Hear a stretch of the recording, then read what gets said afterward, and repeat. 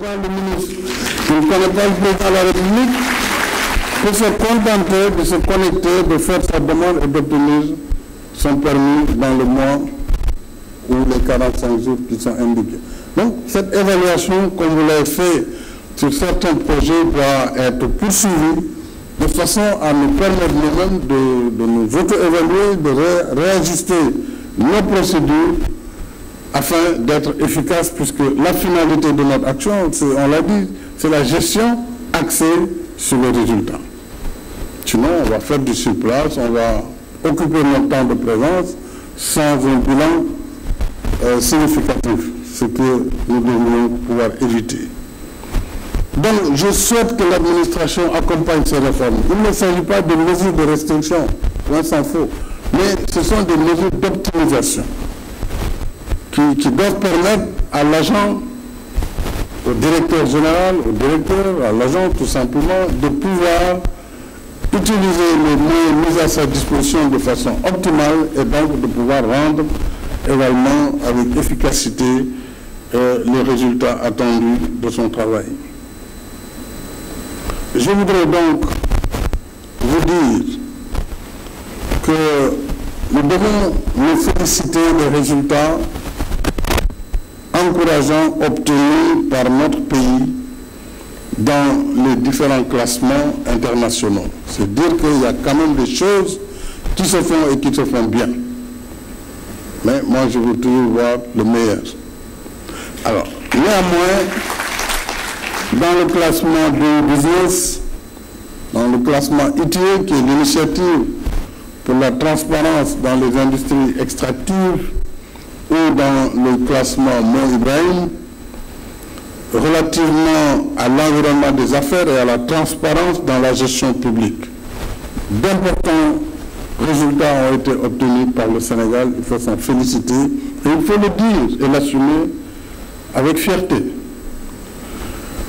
Ainsi, le bilan de la première phase du plan Sénégal émergent a permis de relever des résultats significatifs dans plusieurs secteurs de notre administration. Nombre de réalisations et diverses réformes ont permis de faciliter la satisfaction des besoins tant pour les usagers citoyens que pour les entreprises et notamment pour le secteur privé. Et parmi ces succès, je voudrais citer le fichier unifié des données du personnel de l'État qui met en réseau la direction générale de la fonction publique, la direction de la solde et les directions chargées des ressources humaines des différents ministères. L'objectif poursuivi ici est d'assurer d'une part une plus grande maîtrise des effectifs et de la masse salariale. Alors, parlant de masse salariale, je pense qu'il faut que je m'arrête quand même un peu parce que des fois je suis étonné moi-même, président de la République, de voir la disparité entre les agences d'exécution et l'administration centrale. Alors qu'il s'agit de la même caisse, du même argent public, pour les mêmes missions, même si il est vrai que les agences ont été mises en place pour accélérer les procédures. Mais il est apparu aussi des dysfonctionnements et des disparités qu'il convient aujourd'hui de réguler. C'est absolument fondamental. Ici, je veux également parler de l'objectif qui est poursuivi dans ce premier aspect dont je viens de parler, à savoir donc le fichier unifié des données du personnel. L'objectif donc est poursuivi et d'assurer une plus grande maîtrise des effectifs et de la masse salariale, et d'autre part de garantir plus de célérité dans le traitement des actes administratifs. Je note aussi les efforts consentis par le ministère de la fonction publique et celui des finances, ou disons du budget, pour ce qui concerne la délivrance des actes portant admission à la retraite et liquidation de pensions. Il faut reconnaître que les gens restaient trop longtemps après leur retraite sans rentrer dans leurs droits. La deuxième mesure importante pourrait être la mise en service de la plateforme de gestion de demande d'emploi, toujours à la fonction publique, qui a considérablement soulagé les candidats et aussi a contribué à l'allègement significatif des procédures y afférentes.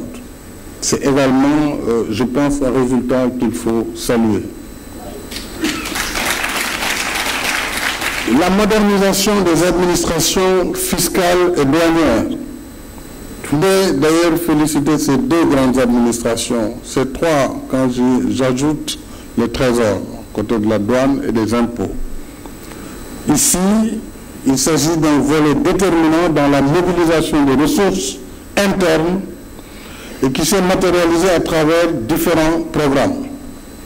Ainsi, l'instauration de la plateforme e-tax a permis de développer la télédéclaration et le télépaiement pour les entreprises. Le déploiement de la nouvelle version de Gaindé, sur le directeur général, j'aimerais bien avoir une démonstration de cette nouvelle version de Gaindé.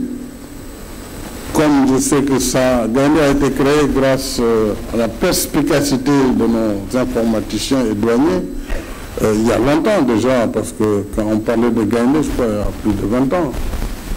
Hein? Donc, j'imagine que les nouvelles versions éprouvent toutes les évolutions, mais il faut donc dire que ce déploiement de la nouvelle version par l'administration douanière a contribué au processus de dématérialisation des formalités du commerce extérieur et de mobilisation des recettes douanières. On le voit sur l'évolution des recettes. Je voudrais vous en féliciter, tout comme féliciter la DGID pour ses performances également notées ces derniers temps et vous encourager à aller encore plus de l'avant, parce que je suis sûr qu'on peut faire plus. Donc, mais je ne néglige pas les efforts qui ont été notés ces derniers temps.